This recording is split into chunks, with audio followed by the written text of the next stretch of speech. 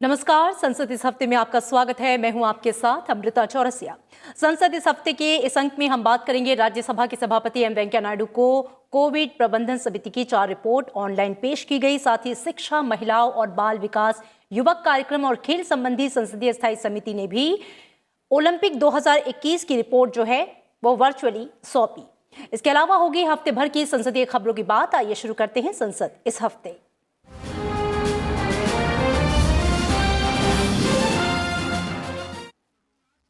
गृह मंत्रालय संबंधी संसदीय स्थायी समिति ने कोविड-19 महामारी के प्रबंधन के मामले में केंद्र सरकार के प्रयासों की तारीफ की। समिति के अध्यक्ष आनंद शर्मा ने राज्यसभा के सभापति एम वेंकैया नायडू को कोविड प्रबंधन सहित समिति की 4 रिपोर्ट ऑनलाइन पेश की। समिति ने इस बात की सराहना की कि संकट के प्रबंधन में भारत ने अपनी क्षमता का अच्छा प्रदर्शन किया। गृह मंत्रालय संबंधी संसदीय स्थायी समिति ने राज्यसभा के सभापति एम वेंकैया नायडू को कोविड-19 महामारी के प्रबंधन से जुड़ी रिपोर्ट सौंपी। समिति के अध्यक्ष आनंद शर्मा ने सोमवार को वर्चुअल माध्यम से सभापति के समक्ष ये रिपोर्ट प्रस्तुत की। रिपोर्ट में समिति ने इस बारे में उल्लेख किया कि भारत में जहां जनवरी 2020 में कोविड-19 के लिए परीक्षण प्रयोगशालाओं की संख्या महज 1 थी, वो अप्रैल महीने की शुरुआत में बढ़ाकर 151 कर दी गई और 10 दिसंबर 2020 तक इन प्रयोगशालाओं की कुल संख्या को बढ़ाकर 2229 कर दिया गया। इसके अलावा कोरोना संक्रमित रोगियों की इलाज और देखभाल के लिए अप्रैल के मध्य में देश भर में उपलब्ध आइसोलेशन बेड की संख्या 1,74,000 थी, जिन्हें 10 दिसंबर तक बढ़ाकर 15 लाख कर दिया गया। इसके अलावा आईसीयू बेड्स और पीपी किट के मामले में भी काफी बढ़ोतरी हुई। अप्रैल के मध्य में देश भर में उपलब्ध आईसीयू बेड्स की संख्या 22,000 थी, जिसे 10 दिसंबर तक बढ़ाकर 80,000 कर दिया गया। इसी तरह पीपी किट्स के मामले में अप्रैल के मध्य तक ये संख्या महज 3,87,000 थी, जो 10 दिसंबर तक बढ़कर 6 करोड़ तक पहुंच गई। इस अवधि के दौरान देश भर में रोजाना कोविड परीक्षण करने के मामले में भी जबरदस्त इजाफा हुआ। पहली अप्रैल को ये क्षमता 30,000 की थी, जो 10 दिसंबर तक बढ़कर 10 लाख कोविड परीक्षण प्रतिदिन की हो गई। One of the observations that we have is that India has shown remarkable resilience despite the challenge, and we have been able to ramp up very quickly our infrastructure. When you look at the number of ICU beds, which have gone up almost 12-13 times, and similarly the oxygen-supported ICU beds have quadrupled. Testing laboratories, which were little over 200, are now more than 2,200 in the country. The testing per day has increased hundreds of fold. It is massive testing facilities are available today.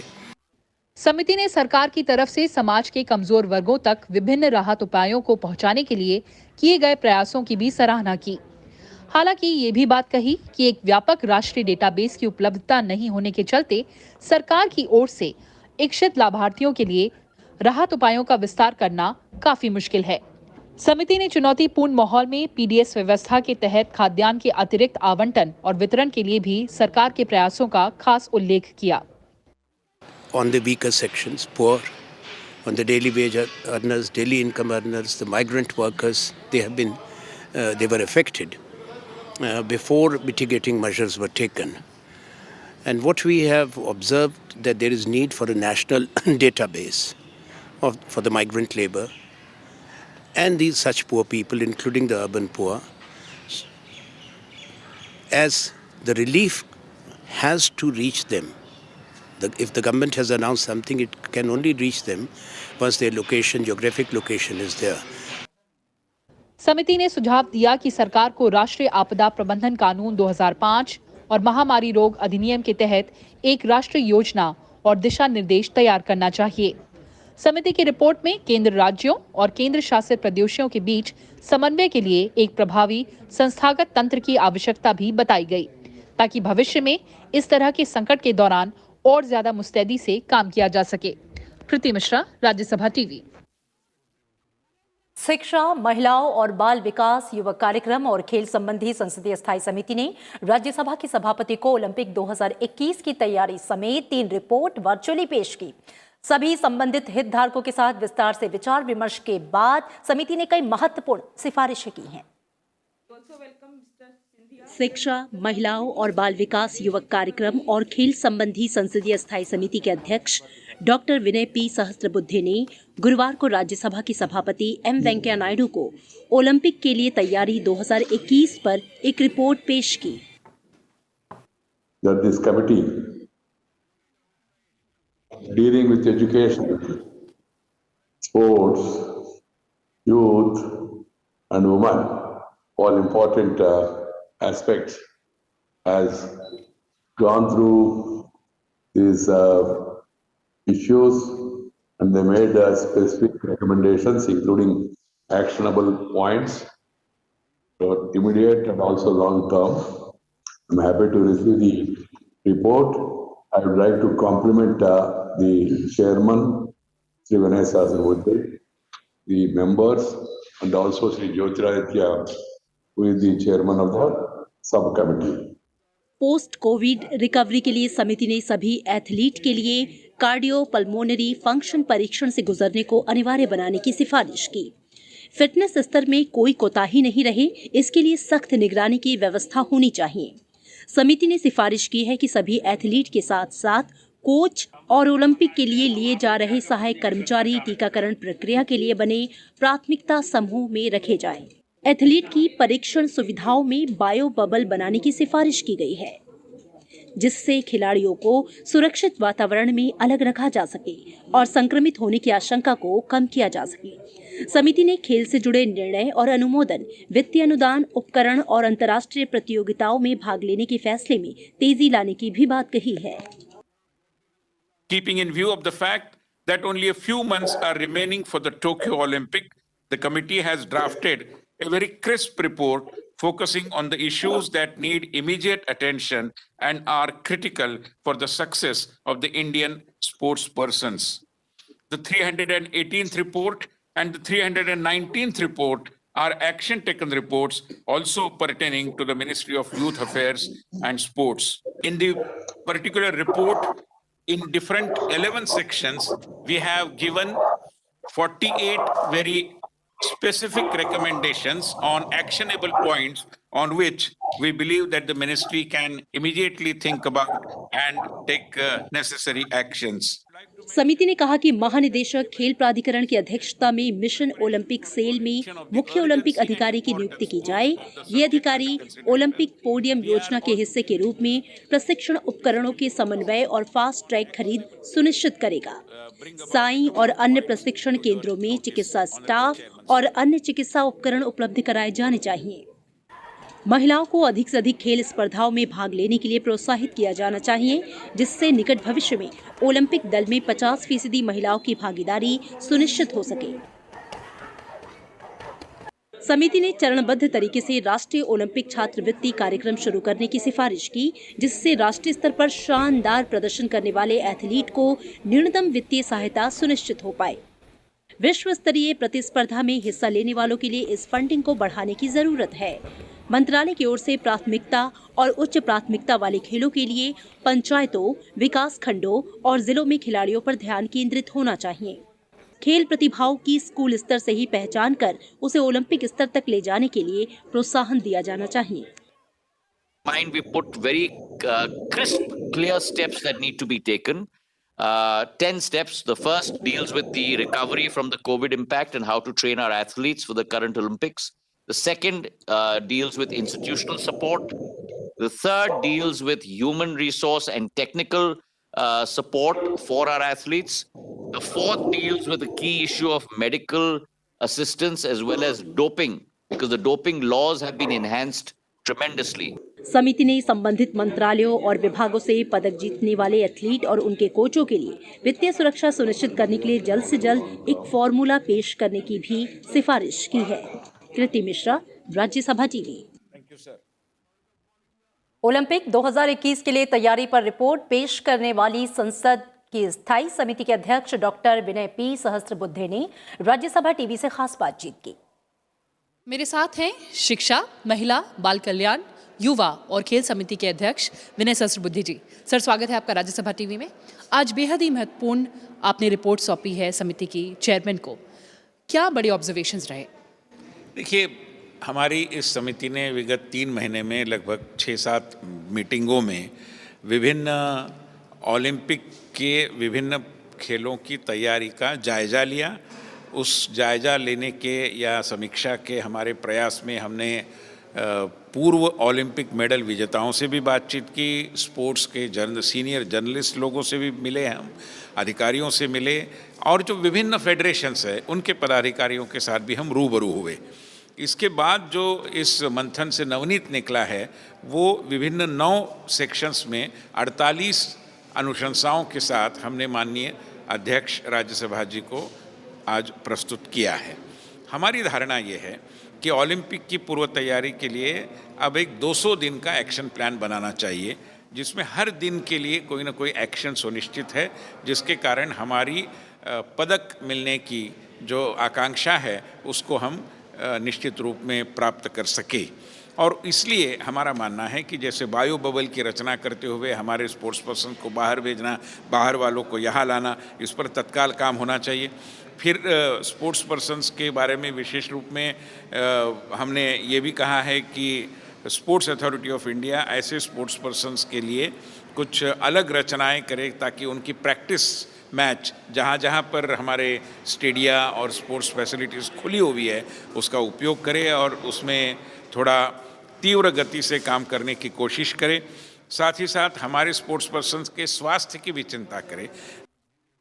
Rajya Sabha के महासचिव देश दीपक वर्मा ने भी Olympic 2021 की तैयारी विषय पर शिक्षा, महिला और बाल विकास, युवक कार्यक्रम और खेल संबंधी संसदीय स्थायी समिति की बैठकों में हिस्सा लिया था।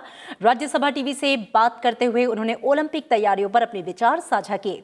राज्यसभा के महासचिव देश दीपक वर्मा पहले भारतीय खेल प्राधिकरण के महानिदेशक के रूप में कार्य कर चुके हैं।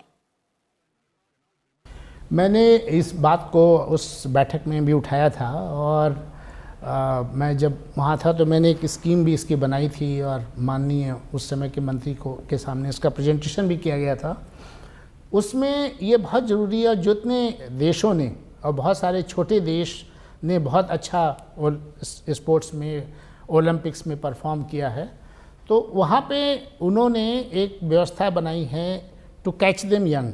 तो that is why scheme was known as catch them young, कि बच्चों को जो 8 से 12 वर्ष के हैं उनके फिज़िकल एट्रीब्यूट्स के अनुसार, उनके जो कहते हैं एंथ्रोपोमेट्री के हिसाब से, कि उनके हाथ की लंबाई, जैसे हाथ की लंबाई अगर किसी की ज़्यादा है तो वो बास्केटबॉल के लिए या वॉलीबॉल के लिए अच्छा खिलाड़ी माना जाता है।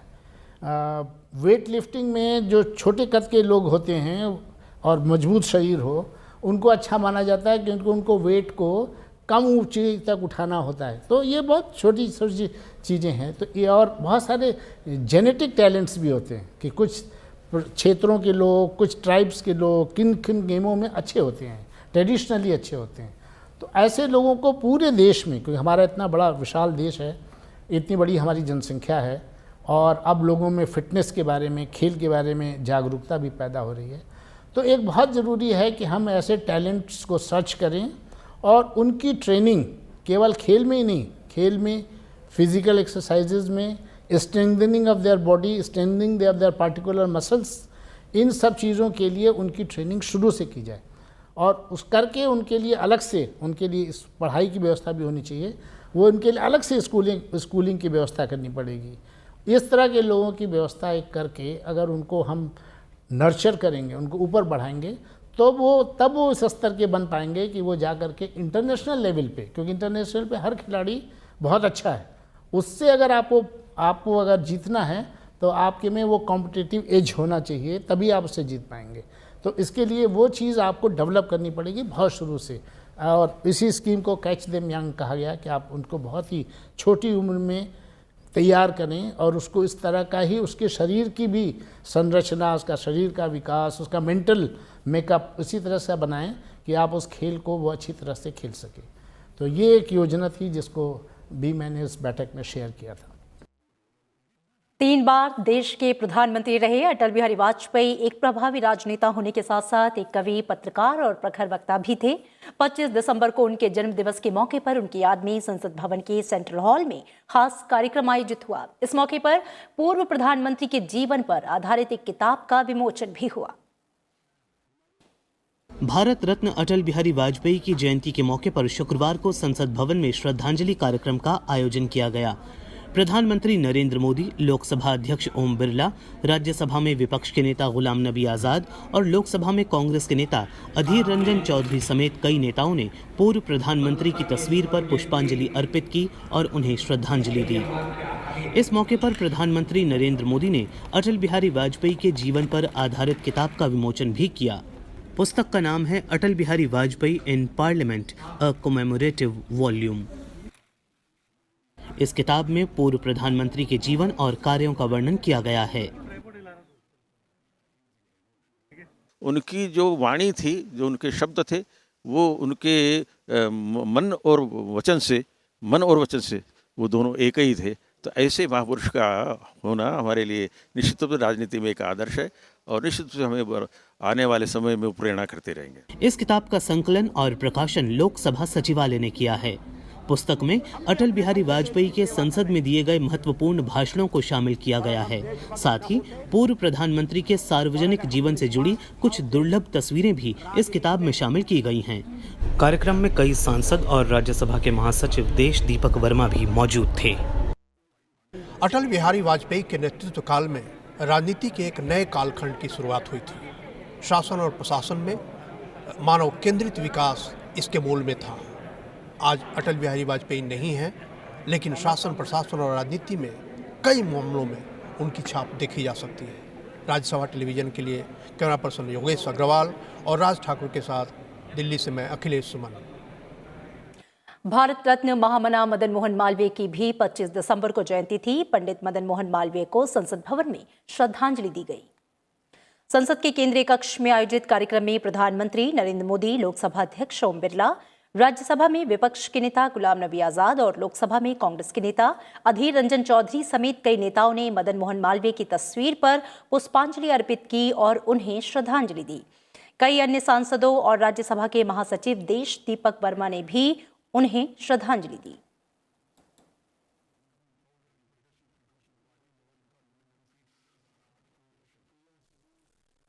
और आगामी आम बजट को लेकर केंद्रीय वित्त मंत्री निर्मला सीतारमण की प्री बजट बैठकों का सिलसिला जो है वो पूरा हो गया है।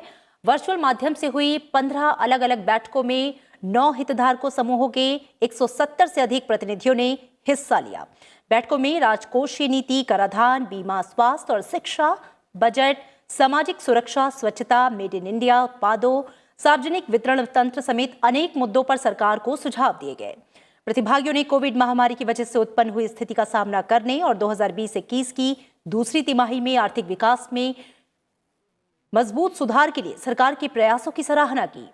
प्री बजट बैठकों का दौर 14 दिसंबर को शुरू हुआ था और 15 बैठकों के दौरान केंद्रीय वित्त मंत्री निर्मला सीतारमण ने प्रमुख अर्थशास्त्रियों, कृषि और प्रसंस्करण उद्योग, बुनियादी ढांचा, ऊर्जा और जलवायु परिवर्तन क्षेत्र के विशेषज्ञों और वित्तीय पूंजी बाजारों के प्रमुखों, बड़े उद्योगपतियों, उद्योग और वाणिज्य संघों, श्रम संगठनों और अन्य के साथ बैठक की।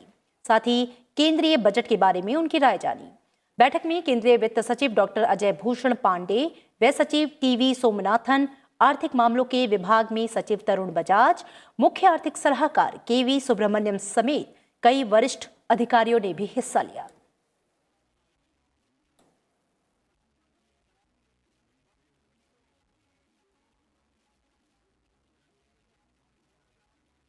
और इसी के साथ संसद इस हफ्ते के आज के अंक में मेरे साथ इतना ही। अगले हफ्ते आपसे फिर होगी मुलाकात। देश और दुनिया की खबरों को जानने के लिए आप देखते रहिए राज्यसभा टेलीविजन। नमस्कार।